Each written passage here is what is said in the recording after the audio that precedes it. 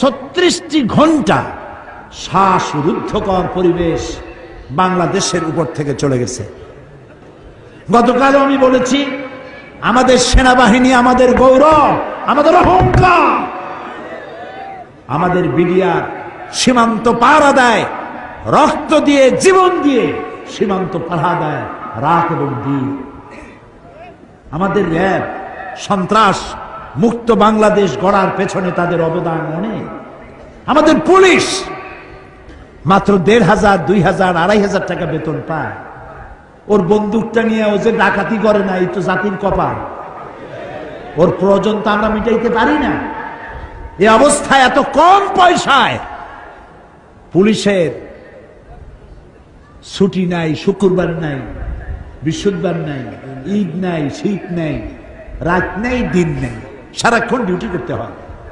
আমাদের অ্যাসেট এই গরিব দেশটারে এই সমস্ত আইন শৃঙ্খলায় নিয়োজিত বাহিনী, প্রতিরক্ষা বাহিনী, এরা আমাদের গৌরবে।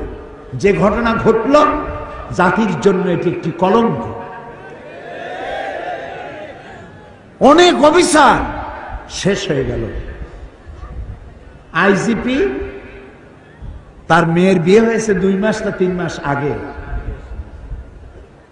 আর্মি অফিসার, তার মেয়েটা বিধবা হয়ে গেল। কত জেনারেল, কত কর্নেলের বউ বিধবা হয়ে গেল, বাচ্চাগুলি এতিম হয়ে গেল। আহারে,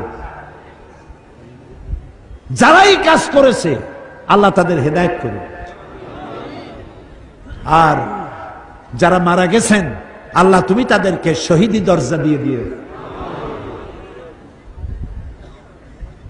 আর এদের উপরে আমরা আল্লাহর কাছে দোয়া করব, আমাদের আর্মি, আমাদের বিডিআর, আমাদের পুলিশ, আমাদের আনসার, আমাদের র্যাব, আল্লাহ যেন মায়ের পেটের ভাইয়ের মতো পরস্পর পরস্পর বাহিনীর প্রতি যেন মোহব্বত আল্লাহ পয়দা করে দেন। জাতীয় শোক দিবস প্রত্যেক মসজিদে মসজিদে আপনারা দোয়া করবেন, প্রত্যেক মসজিদে দোয়া করবেন, জাতীয় পতাকা অর্ধনমিত করে রাখবেন। এটা জাতির জন্য বিরাট শোক। বিশ্বের দরবারে আমাদের মর্যাদা এমনি কম, আরো খানিকটা খাটো হয়ে গেল। আমরা আল্লাহর কাছে দোয়া করব, আল্লাহ সমস্ত শকুনের কুদৃষ্টি থেকে ৫৬,০০০ বর্গ মাইলের এই দেশটা তুমি দয়া করে বাঁচায় রাখো।